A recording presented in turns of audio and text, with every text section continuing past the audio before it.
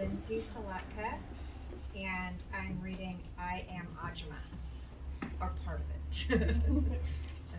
Can you hear me okay? No. Turn it down. A little bit closer. Yes.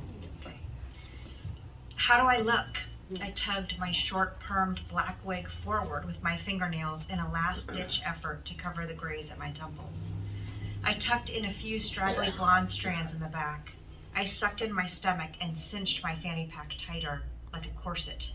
I turned away from the mirror to model my ensemble for my husband, one jazz hand up, the other out. You look, different, he said.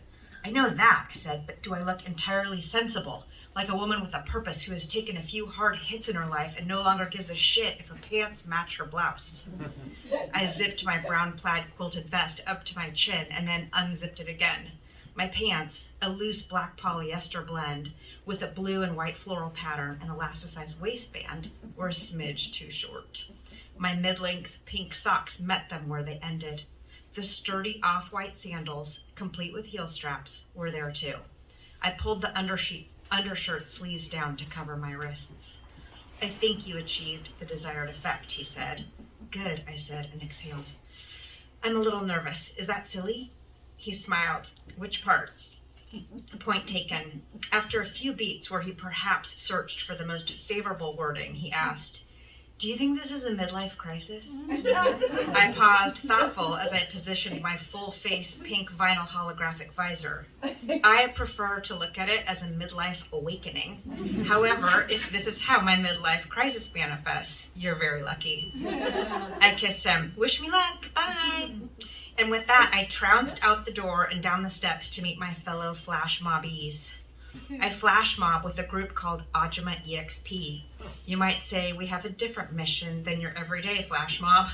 We are all middle-aged women and damn proud of it. Yeah. We're mostly Asian, not me though, more on that later, and embrace the spirit of the Ajumma, a Korean term used for a middle-aged woman in sensible, albeit ill-matched clothing, who's spotted elbowing her way through the subway in Seoul or haggling for vegetables. Haggling for any purchase, really, like a mofo.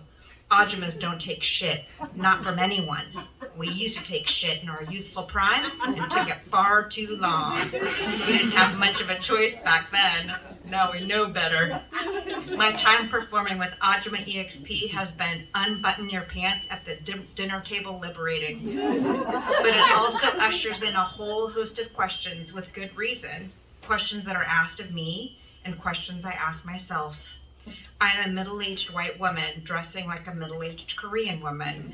If mostly Asians didn't surround me, this choice would be inexcusable. No one understands my history with these women. How could they? Should I expect people to extend grace to me, to pause and consider me with curiosity and joy instead of anger and judgment for what could justifiably be labeled cultural appropriation? I go back to how this began. Almost 20 years ago, I moved to Shanghai with my family. The transition was, in a word, rough. I did not understand their culture. I did not appreciate how they communicated or interacted. In my defense, it was hard to decipher. I mistook someone yelling in my face as a sign of aggression instead of a friendly greeting. I could not get used to the bathrooms, the setting for many unfortunate accidents.